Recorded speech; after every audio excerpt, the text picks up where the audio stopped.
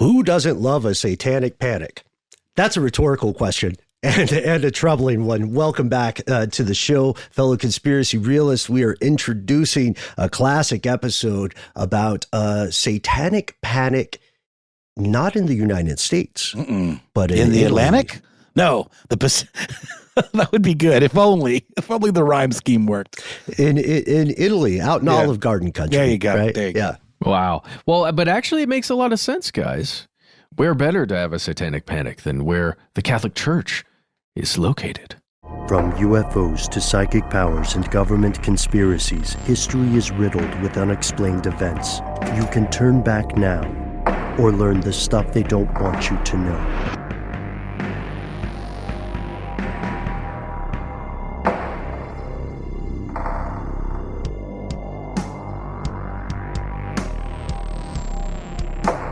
Welcome back to the show. My name is Matt. My name is Noel. They call me Ben. It's good to be back. We're joined with our super producer, Paul Decant, as always. And most importantly, you are here. And that makes this stuff they don't want you to know. Matt, that Ben-shaped hole from last time is filled in with a Ben-shaped figure. Oh my gosh, it's filled in so much. Like, he not only did he go on adventures and come back, he brought us gifts. He did. I'm wearing You're mine right now. You're a good man, Ben You are a Bolin. good man. Oh, thanks. Yeah, behind the curtain, all of our birthdays occur in a very close span of time. Totally unplanned. Totally unplanned, or unless our parents are part of a conspiracy we have yet to discern. No, we were all accidental births as well. And Yep. I did not know that about you, Noel. And one of the practices that I personally like to do and that I highly recommend to anyone listening is that when you celebrate your birthday, the only real New Year's you get, take some time to appreciate your friends and family. Give them presents instead. Think of it as a loyalty program, but not as creepy as the big data grocery store cards. Okay, I think we could all do that. Wait, are you saying you don't use a Kroger Plus card, Ben? I still don't. But they give you such value. And you get gas points. Yeah, it's the only way I can afford food for my family. It's interesting, though, because if you're old enough to remember the times before the introduction of those cards, the prices were initially lower if you used a card, but then they just upped the prices gradually on all the other products, so you're getting the normal price. Are you saying they're taking me for a ride? I'm saying they're taking your data for a ride, for sure. Man. But speaking of rides, speaking of traveling, I want to thank you guys for doing what I hear is a fantastic episode while I was away. Who told you that? You told me that. Oh, cool. we got through it. We did get through it. Listeners, write in. Did we suck? Please. Was it okay? But be nice. Yeah. I can't wait to hear it. It's only the second episode I've ever missed, and I really missed you guys. So it's great to be back. And one place that I have not traveled to in all this gallivanting and globetrotting is Italy. Have you guys ever been to Italy? Not once, but definitely I want to go there. I would very much like to go. But not so much after this episode. Maybe not to Florence, right? Yeah. Spoilers. Hey, Paul, have you ever been to Italy? Oh my gosh. So Paul just said he's been to Italy and Florence. We might consult you a little bit for some background information today, Paul. What do we think of when we think of Italy? Just like off the top of the dome, first impressions. Olives. There we go. Yeah, I would say the canals of Venice, maybe. Gondolas, also in Venice. Pizza, clearly. The Pope? Yeah, making a return. Il Papa? Yes. Yeah, the Pope in the Vatican. Fresh steaming pasta, maybe, right? I thought you were going to say something else. Perhaps that as well. Let's go the whole nine with the stereotypes. Maybe somebody singing Amore, right? Possibly while piloting a gondola and wearing a black and white striped shirt, very similar to the one you're wearing right now, Ben. Oh, yeah. This one is, I think this is from Korea. It was way hotter there than I thought it would be. But beyond these images we see of Italy, the country also has a dark side, a history of violent murders that some allege border on the occult. And here are the facts. In today's episode, we're exploring some of the most well-known homicide cases in modern Italian history. We'll start with the Beasts of Satan, and then eventually we'll meet, maybe, the Monster of Florence. So the Beasts of Satan. This is beasts, plural, right? Yes. Yeah. Beasts, plural. Monster, singular. But asterisk. Yeah. There, right? So the Beast of Satan, this story begins in January of 1998 when two young people, two youths of Italy, Fabio Tullis and Chiara Marino, disappear. They're teenagers. They're both just around 16. They had been drinking at a pub called The Midnight. Sounds like a respectable neighborhood watering hole. Real family place. But no, as it turns out, it was sort of a meetup spot for folks in like the black metal scene, right? Yeah. Yeah. The real dark stuff. Which is, the stuff like you hear about with the Swedish death metal bands. Well, black metal, I think, if we're talking stylistically, black metal has the witchier vocal. Yeah. It's like, and death metal's more, right? Right. That's it. They were both involved in black metal and death metal. I'm glad you brought up Scandinavia, Noel, because a lot of members of black metal and death metal bands in Scandinavia were implicated in church burnings. Right. That's what I was getting to. Yes. And also even like the ones that maybe didn't actually murder each other, like members of the band Mayhem, I think you may remember. Or Hellhammer. Hellhammer, yeah, exactly. Or was that a guy or a band? They all, I always confuse them because they all have these crazy names. But there's a story where the cover of a Mayhem record, I believe, had an actual image of a dude's suicide. Like they walked in and this former band member had blown his brains out and they took a picture of it. And then there was a whole thing where one of the members was implicated in stabbing one of the other members to death many, many times. Then the church burning, all in service of Satan, Yeah. I guess. Yeah, or just psychological issues. There was also a little bit of cannibalism alleged in that case. So let's get back to Fabio and Chiara. Chiara, yeah. They were, as we said, they had 16. They were out drinking at the Midnight, participating in the heavy metal scene in Milan, and they never came home. A lot of their friends claimed that the two had just run off together, and the police initially seemed to accept this explanation as well. However, Fabio's father, a guy named Michel Tullis, didn't buy it. He started doing his own research, which we always applaud. He attended metal concerts in this scene, and he went to festivals, not just in Italy, but across Europe, searching for his son. And as we mentioned, Fabio and those in his circle were into extremely, extremely dark metal, the genres of death metal and black metal, both known for their use of gruesome, satanic imagery. Things like corpse paint. You know? Corpse paint, yeah. which is the white and black stuff meant to give you a pallor. Think of a less cartoonish Kiss. Yeah, I mean, a little more hardcore. And they were even known for like carrying around severed or dead animals in bags that they would smell before going on stage. A real kind of, I don't know, some of it you read these stories and you're like, is this all just for show and kind of just like sort of like an extreme version of punk rock or something? Right. Or was there actual satanic ritual going on? Not really clear even when you read the stories about these Scandinavian bands. Yeah, how much of it is sort of Alice Cooper performative stuff and how much of it is a reflection of their genuine beliefs.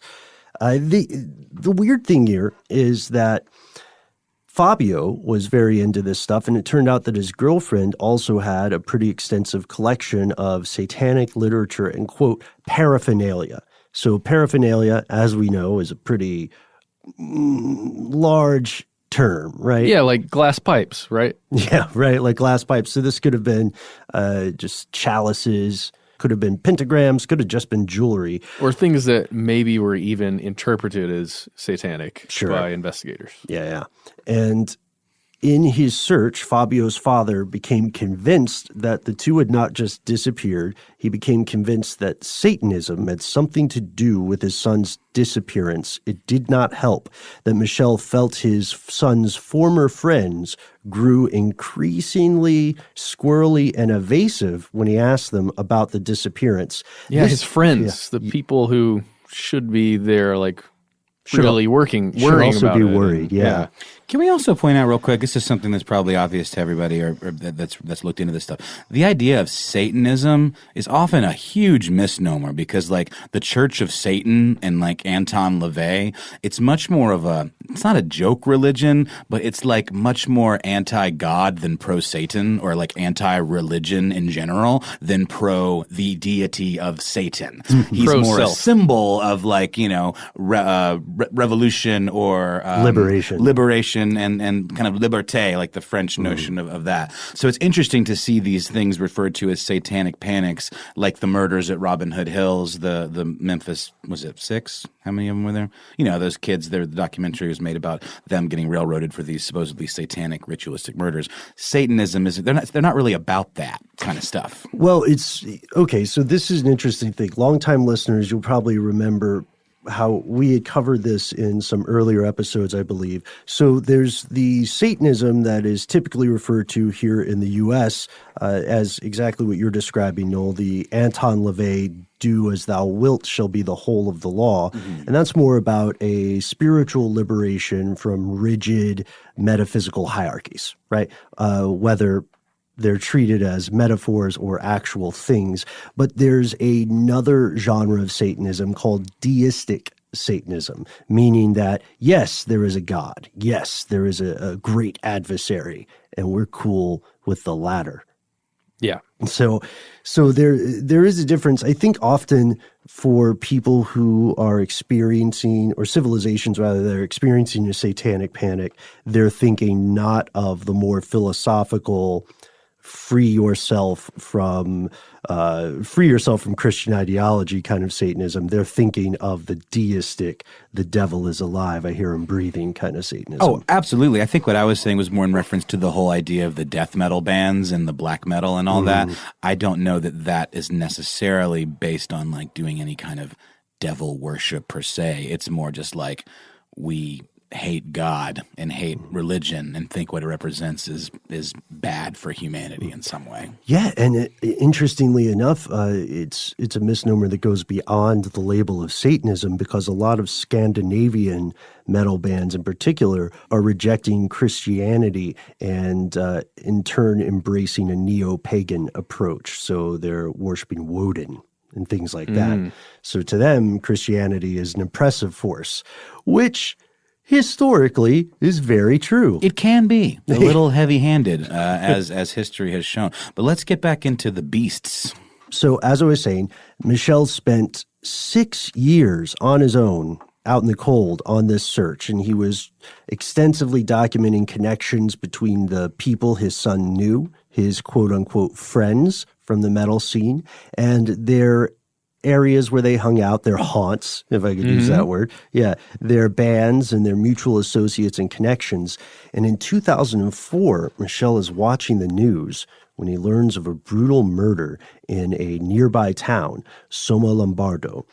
A young man named Andrea Volpe is arrested for killing his ex-girlfriend, a woman named Mariangela Pezzotta, and Volpe quickly admits to the crime. You got me, I did it, not framed. Michel, however, recognizes this name.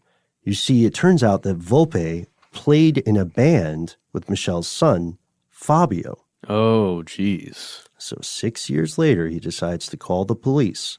And they're impressed by, initially they're skeptical, of course. There's nothing law enforcement hates more than a self-appointed law expert. Absolutely. And so they find, when he presents his evidence, that he has actually done a bang-up job with his investigation. They're impressed by the thoroughness of it and the quality. They actually use his work, his research, when they're interrogating Volpe about the disappearances, and he breaks. Yeah. He confesses.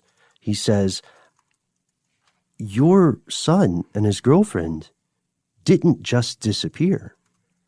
They were murdered. Furthermore, he tells police, I can show you where they are buried. Yeah. My God. And it turns out that this other dude, another one of Fabio's friends, this guy named Mario Macchione, he confessed himself to the murder of these two individuals. He said he'd beaten Fabio to death with a hammer of all things. And then he also revealed that he was not the only person involved in these murders. And there were actually a group of them, a group of boys. They were part of this network. It was a satanic community that called itself the Beast of Satan. Was that also the name of their band? Because that is a real missed opportunity if it wasn't. I believe it was the network's name. It may have been a name for a band as well, but it was definitely the name of this conspiracy. And this is an active conspiracy. Police also learned that in addition to murdering these two children, there was a drummer in the metal scene named Andrea Bontare who had been driven to suicide by the same group. They gaslit him, they got in his head, they emotionally, mentally terrorized him until one day he committed suicide. He ended his life by purposely crashing his car while inebriated. And we have to stop for one note here. It's a little bit difficult in those sorts of cases to know for sure, beyond the shadow of a doubt, that whether a drunk driver meant to kill themselves in a vehicle. Absolutely. So it could have been that he was just depressed and too drunk to drive. But the press and law enforcement treated it as a suicide. And while this is all happening, Italy, at the time, a very conservative, very Catholic country, already has this boiling fear, right? Just simmering right under the surface. And the fear is that there would be some arcane, some hidden, some occult network, a little wordplay there, that is actively undermining the power of the church and is a threat to good Christians or good Catholics everywhere. And this story, the Beast of Satan, this is the powder keg that ignites in Italian culture, and a genuine satanic panic hits the zeitgeist. Again, it had already been there under the surface, and if you look at the timeline, similar things are happening in the United States. I'm sure anybody alive during the late 80s, early 90s can recall that. It goes back to Memphis, too, like you had just mentioned, Noel. And it goes back to talk shows. Yeah, and it goes back to talk shows, too, Matt. You're right. I blame Marilyn Manson. Oh, yeah? You leave Brian out of this. Oh. Have you seen him lately? He is a mess. He is a big old sloppy mess. He's not quite Billy Corgan mess yet, though. I don't know, when I say a mess, I just mean like every time he's on camera talking, he seems like completely drunk out of his mind. Yeah, fame's a fickle mistress for sure. And this panic, panic's a good word for it. This panic hit police just as much as it hit the public and the tabloids. So much so that in the course of this investigation, they decide they will create a special unit focusing on, quote, new religious sects, particularly Satanists of any variety and violent, quote, ritualistic groups. They want to coordinate nationwide investigations into potentially dangerous new religious movements, and they plan to include not only psychologists and investigators, but a priest who is an expert on the occult. That sounds like a comic book in the making, doesn't it? It really does. But it seems like probably the right move if this is the kind of thing you're targeting. Mm-hmm. And if you want to learn more about the context of Italy at this time, check out our episode on the Vatican and exorcism, especially the chief exorcist, right? What is it? Father Amor? No, what's his name? Amorth. Yeah, Amorth, which you can find a documentary on Netflix about right now. And he is a very conservative man. He also associates Harry Potter with the rise of Satanism. Woo. Several other people are convicted in the trials that result in this Beast of Satan investigation. Paolo Leone, Marco Zampalo, Eros Monterosso, Elisabetta Ballarin, and the leader, a plumber named Nicola Sapone, who is not a musician, but is the spiritual guru of this group and is thought to have been the sort of Charles Manson behind the murders, right? Yeah. So maybe not himself wielding the hammer in this case, but being the operative mental force behind it. And this means that in at least one case, although people will say that satanic panics are often overblown, in at least one case here, there was an active satanic conspiracy occurring in Italy. Confirmed, proven, and real. And luckily, fortunately, officially solved. Officially. You're right. Officially. But that takes us to another case, and something even more, I guess, notorious would be a good word. This is going to contain some graphic sexual content. I want you to know that before heading in. This may not be suitable for all listeners. This is the story of the Monster of Florence, which we will get to right after a quick break.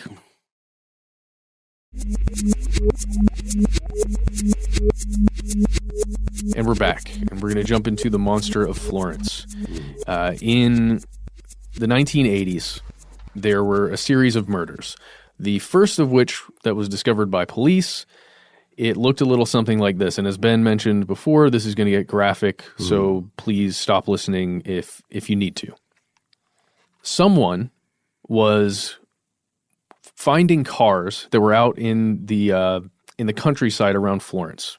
And inside these cars, there were usually a male and a female who were a bit younger, or at least one of them was a bit younger, usually unmarried, and they were engaging in amorous acts in their vehicles.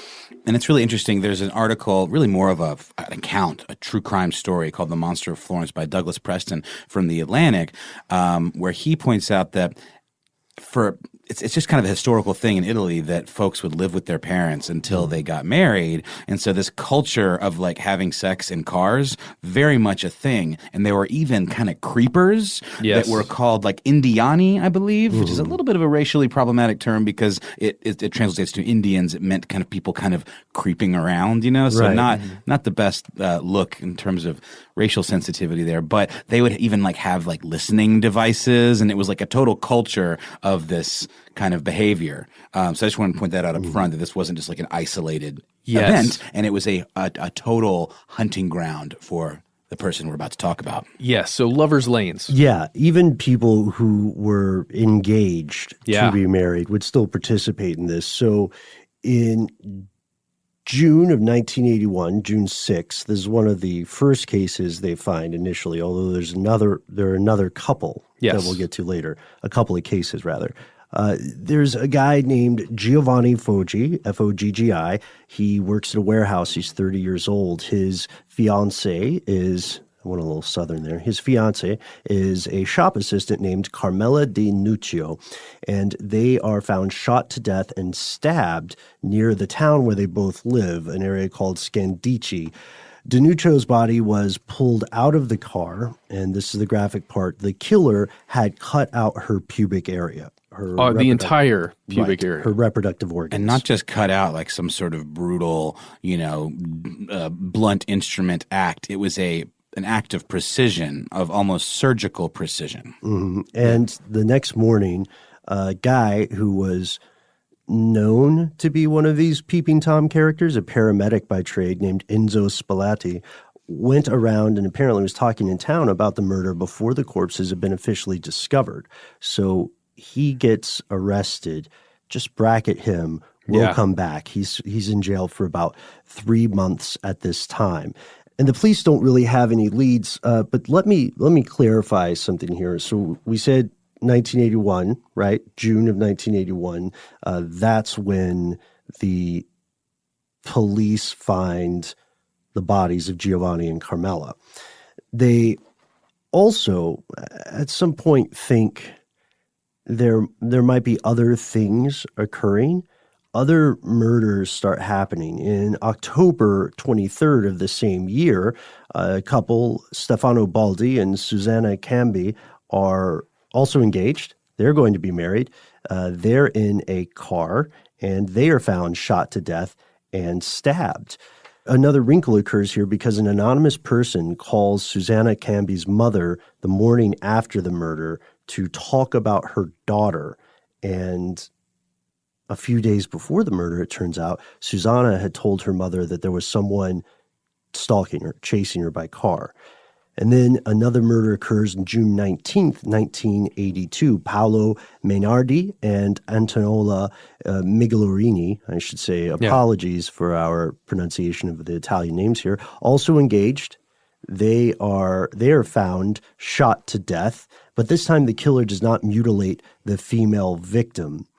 She is still alive when she is found, but she dies a few hours later at the hospital.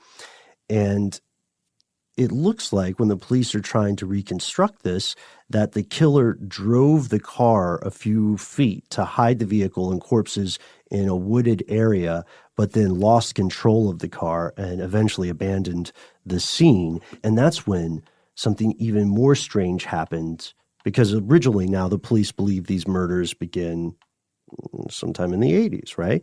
But 12 days after that murder in June of 1982, the police in Florence receive an anonymous letter.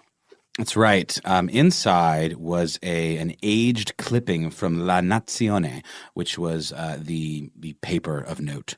And it was about a kind of long-forgotten double murder from 1968, where a man and a woman were slain while having sex in a parked car.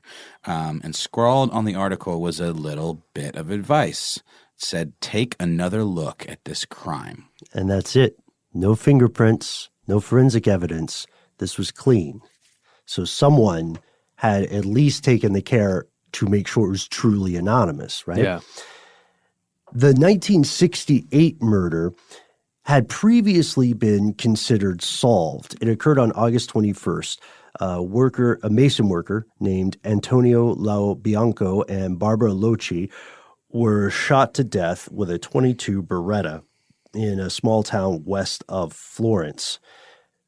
Unfortunately, there was a kid asleep in the car. Yeah. Woke up, found his mother dead. Jesus. Ran to a nearby house at like 2 a.m, opened the door, let me in. Get this, I'm tired, and my dad's sick in bed. He has to drive me home. My mom and my uncle are dead in the car. That's right. The woman who was in the car was married, and she was not, the guy she was sleeping with was not her husband. Her husband was a man named Stefano Mele, and he was arrested for this crime. That's right. He was an immigrant from Sardinia, and they actually did a test on him that showed that he had recently fired a handgun. Mm-hmm. And he confessed to doing these murders, in an act of just, complete passionate jealousy. Mm-hmm. Mm-hmm. Yes, not premeditated. That was his initial argument. He would spend 6 years in jail, and it was considered an open and shut case until other very similar murders occurred. And when the 1981 murders were committed, and it was demonstrably true that he could not have committed these because he was he was incarcerated at the time. Right. He would not have been capable physically of doing these murders, and he became the number one interview that Italian journalists wanted to acquire. And then he said something very troubling in an interview with Spezzi, which I had found in that Atlantic article that I think we mentioned earlier. He is pacing around. He seems a little discombobulated, but he mutters, "They need to figure out where that pistol is. Otherwise, there will be more murders. They will continue to kill. They will continue." That's right, folks. They. Yeah, a single pistol and they. Just want to take a quick moment to give props to this guy, Mario Spezzi, who kind of became a hotshot crime reporter in Italy around this time, and was the guy who, the inspector in Thomas Harris's sequel to Silence of the Lambs, Hannibal, was based on. And in fact, that story in general was inspired by these cases. And Harris himself went to a lot of the trials and spoke to Spezzi in person, and was a big part of this whole world. And I believe Spezzi was even a little irritated that, spoiler alert for Hannibal, the character that was based on him gets hung by his own guts out of the balcony of a piazza. And this statement, this plural statement, "they will continue to kill," led journalists and investigators and police to believe that Mele, while responsible for the 1968 murder, had not acted alone, had not acted in a fit of passion. It had not been a spontaneous crime, but rather what they call a delitto di clan, a clan killing, in which others from what would later be called the Sardinian Circle had participated. So investigators started to theorize that one of the killers had enjoyed this experience in 1968, so much so that he had gone on to become the Monster of Florence, using, in a massive stroke of stupidity, the same gun. And the next murder cases that proceed after this, after 1982, on through 1983 and up to 1985, they were all connected by location type, by the MO, people in cars sleeping together, and the same .22 caliber casings that were found at crime scenes. And I believe that they all had the same unique signature of the muzzle of that Beretta in question, which I think persisted throughout these cases. Mm-hmm, that's correct. And we know a little bit about the method of attack. The killer would wait until the couple was engaged in intimate activities, so their guard would be down, right? And then typically shoot the male first and use a flashlight to both illuminate the vehicle and lower the chances of the killer being clearly identified. And then they would shoot the female occupant. Then they would use a knife to stab both victims multiple times, which tells us a little bit about the emotional state of the killer, because a gunshot would already have, for lack of a better phrase, done the task. At least in theory, yeah. Right. Depending on how you shoot someone with a .22, they could die quite quickly, right? So the stabbing seems to be an act of rage of some sort. Then the body of the female victim was dragged away and the knife was used to mutilate them, the same knife most likely used to do the stabbing after the initial shooting. Which I think I read would have been the kind of knife that a scuba diver would use that has kind of a hook on it. Notches, right? Notches, yeah. And again, that very surgical precision.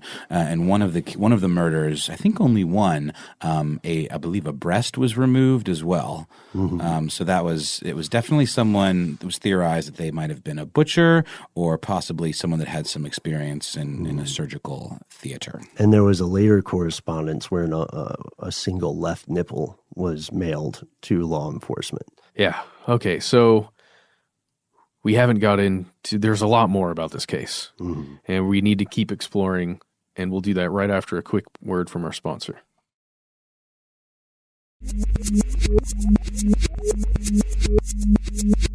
Here's where it gets crazy.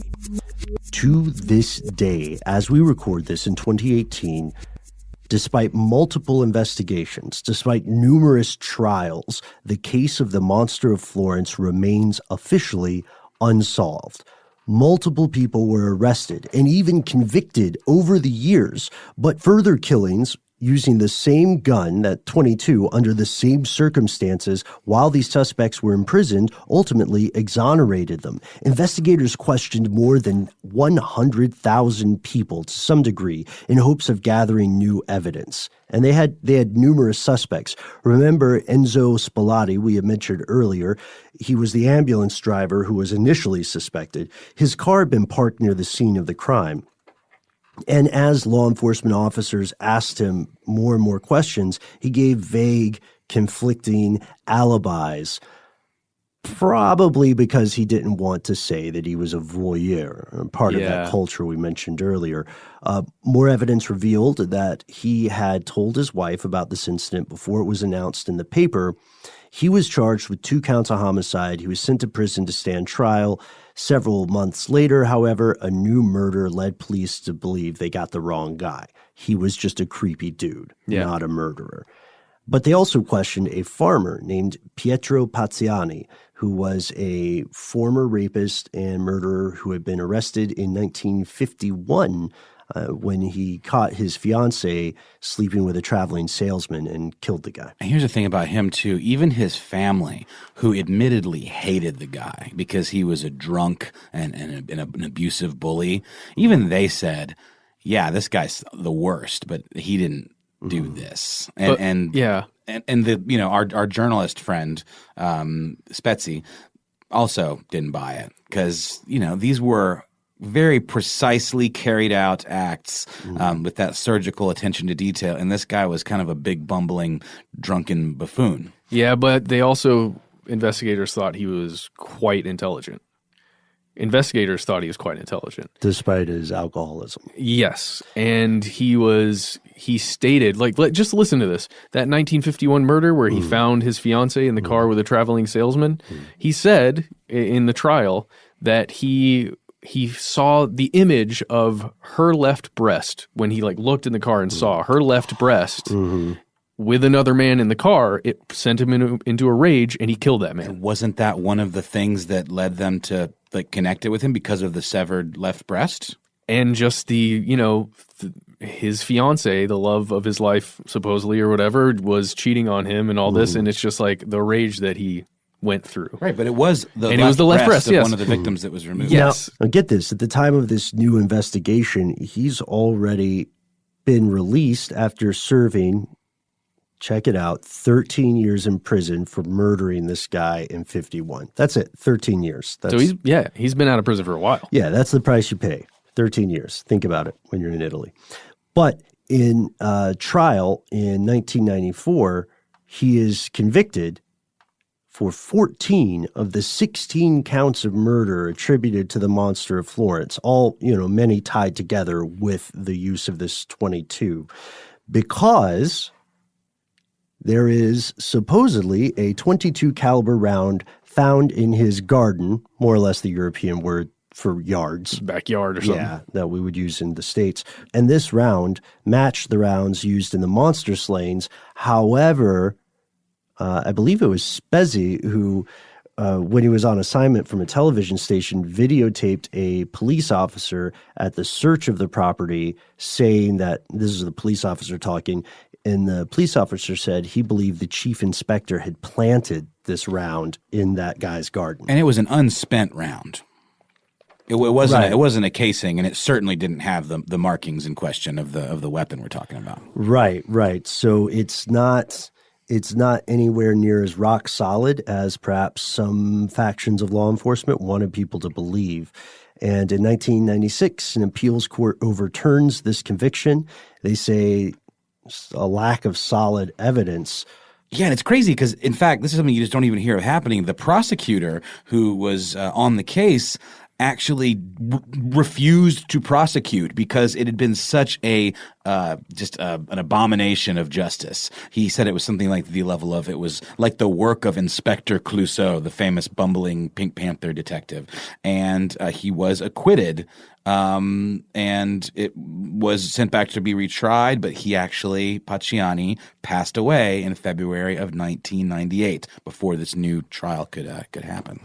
So there's some stuff that happens before he passes away. Yeah. The investigators, despite the overturning for the lack of evidence and despite the advocacy of the former prosecutor, the investigators still believe that Pacciani is guilty. Yeah, even though it's been overturned. Right.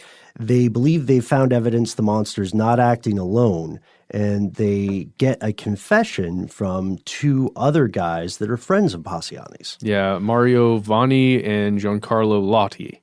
And they confessed. They sat down and they confessed, yes, we helped Pacciani kill these people. Mm-hmm. And these two men end up getting convicted for 4 of the double murders. Vanni was given life in prison, and Lotti was given a reduced sentence of 26 years. Mm-hmm. And at this point in the investigation, this is, we've gone back a little, Pacciani's still alive. The investigators believe that Pacciani is the leader of a group of killers, and that's when they begin this retrial. And as we said, days before this retrial, Pacciani is found dead in his home, allegedly, officially, from heart-related issues. Yeah. But there are some questions about that, right? Oh, big ones that tie back into the aforementioned Satanic Panic of the Beasts of Satan case that we talked about at the top of the show. Mm-hmm. Was he dead due to simple health issues, or was there something rotten in Florence, right? So then there's the Sardinian connection, which we mentioned earlier. At one time, the investigation focuses on 3 Sardinian brothers, Francesco, Salvatore, and Giovanni Venci. All 3 had been lovers of the woman who was murdered in 1968, and one or more had been present at her death. First, the police arrest Francesco. In September of 1983, with Francesco Vinci in jail, the monster strikes again. Yep. So It keeps happening. it keeps happening. And so initially police think, well, maybe one of Francesco's affiliates has committed a new murder matching the MO just to create a false lead. So cold-blooded that they said, let's kill 2 people and make them just to make a red herring, right?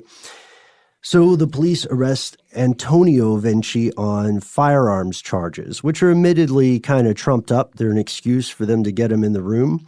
And they question him intensely, but they're unable to break him. And eventually they have to release him. Francesco remains in prison. So the police believe Francesco, while perhaps not being the murderer, knows the identity of the true killer.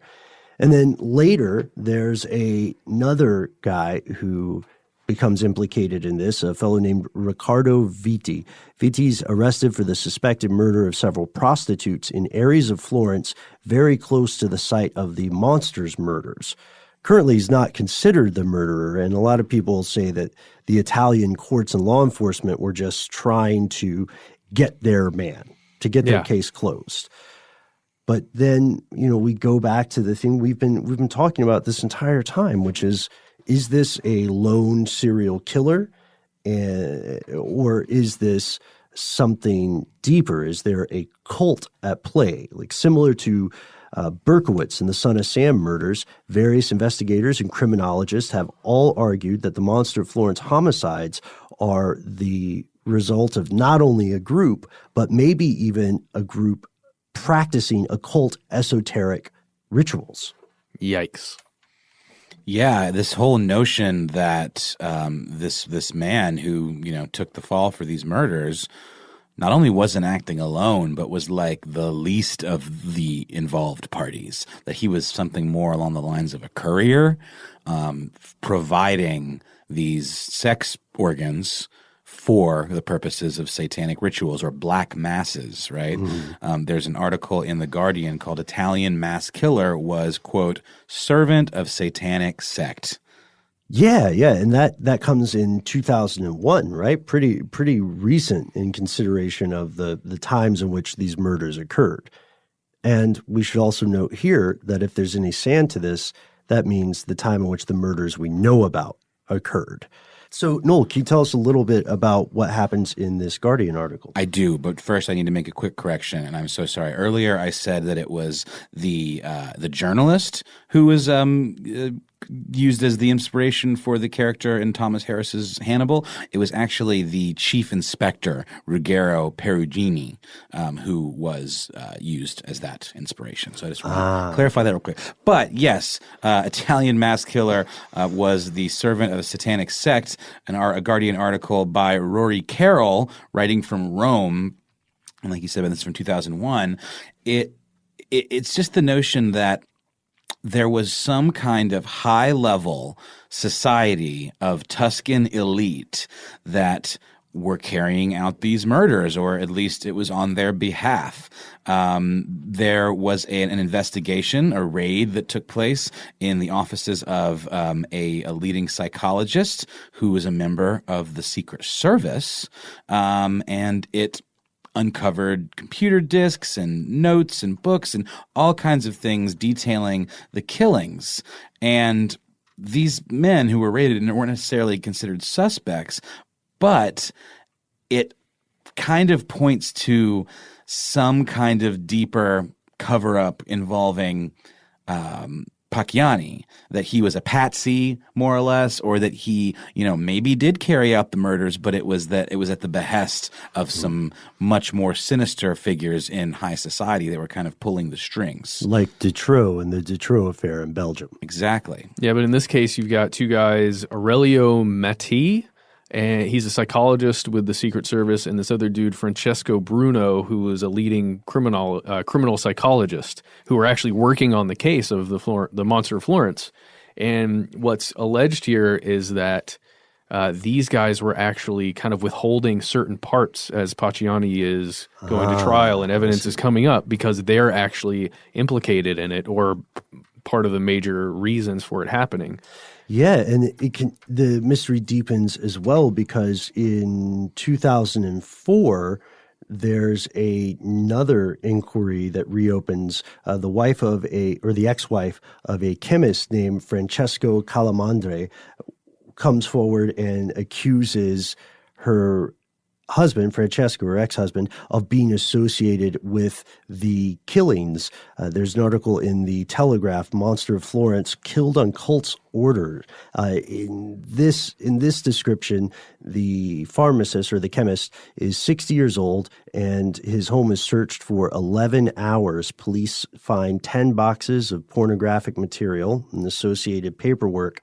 And Francesco is one of 13 people that are put under investigation. Officials at this point in 2004 say they have concrete proof to unmask those behind the murders, and they have been carried out according to a, quote, precise esoteric ritual. Whoa.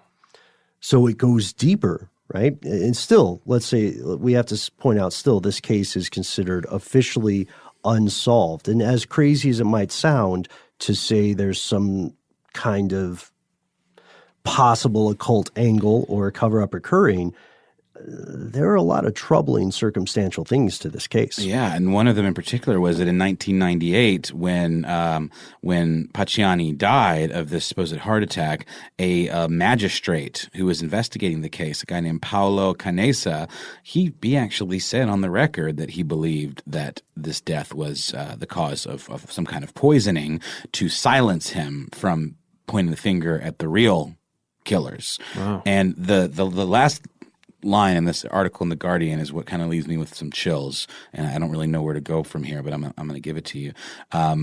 Apparently, Pacciani died with quite a bit of assets. He had 2 homes and about 50,000 lira in the bank. And the idea is that this was money that he had been paid, hush money. Mm-hmm. And they conjecture that the leader of this sect could have been someone like a doctor or a lawyer or someone, very high up in that society. So I don't know. Yeah. Very, very troubling. I found some other strange stuff too about purported collateral deaths occurring in the Monster of Florence case.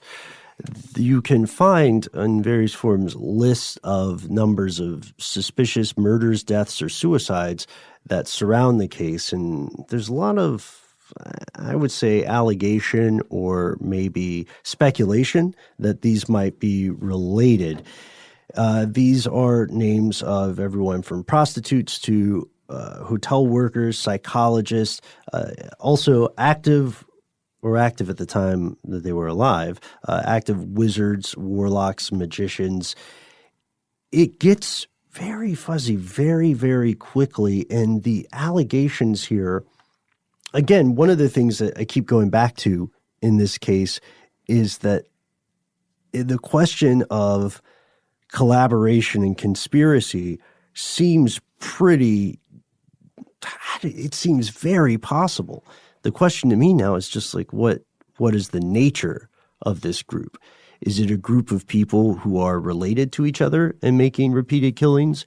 Is it a group of a network enacting rituals, a network with enough influence to cover it up or keep it from being officially solved? I think off air, Noel, you had compared it to True Detective. Oh yeah, I mean it's got that vibe, and like we said, Thomas Harris definitely drew a lot of inspiration for his fictional book Hannibal. So I mean, it certainly has the stuff of great storytelling. Mm-hmm. And I read another allegation that didn't relate to clan killings or to serial killers. An article from July of 2017 at the Italian Insider mentions the reopening of the Monster of Florence murders. And also mentions a new suspect, a guy named Giampiero Vigilante, who was 86 years old at the time. And the investigation argues that this series of murders occurs to function as a false flag, a pista nera, meaning that, according to the lawyers arguing this, Vieira Adirani, he says that the crimes serve as distractions for magistrates and public opinion from what was happening in Italy during the strategy of tension, the series of terrorist acts throughout the 70s and 80s committed by right-wing extremists, such as the Bologna bombing, which aimed to shift the blame onto communists to quell communist movements to gain support for right-wing causes. Wow, that's a big conspiracy. Yeah, you got to like the simplicity of it, right? Yeah. They were like, oh, what if the game Mousetrap was, what if we just did that? Yeah, but what if that's actually what happened? I don't know. It seems sort of far-fetched, doesn't it? It certainly does. I mean, I guess we could see some of that tail wagging the dog in other journalistic aspects, but it seems like a lot to murder people, because whatever the motivation or the cause is, the truth is that real people did die. And it seems like actually murdering people is going a bit far to distract from this. But again, the Bologna bombing was a real thing. Mm-hmm. So we have, at this point, no official conclusions or answers. And I don't know, what do you guys think? Do you think there's a cover-up afoot? Yes. I think there was some kind of cover-up, but, there are two guys who went to jail for most of it, and maybe they were just patsies, but they did give confessions. Mm. I think weird rich dudes do stuff like this all the time, probably. I'm not kidding. I really Wait, do. really? Oh, I definitely do. Sure. Yeah. I mean, I think as perverse and twisted a thing as you can imagine, somebody is paying a bunch of money to do it and are able to continue doing it because of their position of power and prominence. I have no doubt in my mind that that's true. I argue that there's another force. I bet that could be true, but I argue there's another force that actively aids and abets this, which is that governments, and especially intelligence agencies when they're functioning on a rogue level, do encourage these things in order to have, I'm not saying these murders in particular, but do encourage illegal activities in order to have dirt on people. It's blackmail later. If you can get somebody in a honeypot situation, I'm not saying it has to be something wild and out there like cannibalism or crazy abuse. It could just be a P-tape. Yeah, it could be a P-tape. It could be a prostitute. It could be anything like that. And that is a proven tactic of intelligence agencies. We've also heard allegations that extends to much darker and more twisted territory than the public knows about. But yeah, that's the scary thing about this. We don't have definitive proof that it happened, but we have pretty good evidence that it's plausible. We have pretty good evidence of like the level of depravity that human nature can push people to. That's true, especially when it slowly escalates. Yeah, and when they're corrupted by ultimate power. I don't know. I hate to sound like such a downer on the human race, but man, we've seen some stuff in our day. Yeah, I would even say just lack of consequences is enough. It might not even have a benefit. Oh, man. Well, the terrible news is that modern ritual murders do continue to occur in Italy. Even today, in February of 2018, an 18-year-old girl named Pamela Mastro Pietro was discovered in 2 suitcases. Yes. Her dismembered body had been left alongside this rural road near Macerata, Italy. And this is gruesome. Again, here you go. Her heart and internal organs were all missing. And she'd been struggling with drug problems. She recently went to this recovery clinic to try and get some help, and she was to some degree familiar with the area, as well as the the criminal underground that's there, the people who are moving in the shadows. Given her past with drug abuse, right? Yes, just getting it. So the investigation led law enforcement to the home of a 29-year-old man named Innocent Osagale, Well, he's fine then. Right. Nominative determinism all the way. He is an illegal immigrant at the time, and he has a criminal record for drug dealing, and was probably still selling drugs at the time, they believed. 2 of his associates are also arrested. Police find blood-covered clothing belonging to Mastro Pietro, along with knives and blades with her blood on them, and her body had been washed with bleach. He had washed his hands with bleach. The absence of her heart, internal organs, and sexual organs led police to suspect the girl may have been sacrificed in what, and this is the law enforcement's term, in what they called, quote, some kind of voodoo ritual. Whoa. According to criminologist Alessandro Maluzzi, it is a routine to cut victims into pieces and, in some cases, to eat parts of their body in this criminal underworld. Maluzzi claims that cannibalism is more of a rule than an exception in these situations, and that people often refuse to speak out about the practice due to concerns of being called racist. So again, we see racism raising its head here in Italy, because there is, in these reports, we'll see things where someone will say, oh no, immigrants are murdering people and eating them and whatever other scary thing you can think about. But in this case, it does appear that at least this guy did kill someone ritualistically in order to, through supernatural means, accomplish some task in the material world. That's what we mean when we say ritual murders. A ritual murder is not just to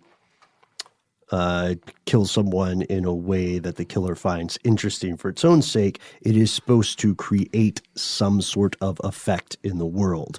Italian law enforcement claims other drug dealers participate in ritual murders with the goal of causing madness and death amongst the police population. Yeah. In December of 2017, a 46-year-old Moroccan woman was found in a forest near Verona, and her body was dismembered into approximately a dozen pieces. There are a number of other cases like this you can unfortunately find in Italian media. However, the big question is, are these actually ritualistic murders, or is law enforcement portraying them as such?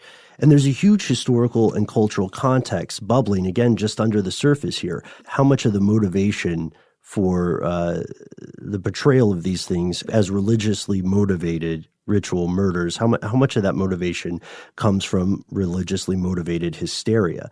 How much of it is corruption or incompetence in the Italian law enforcement system?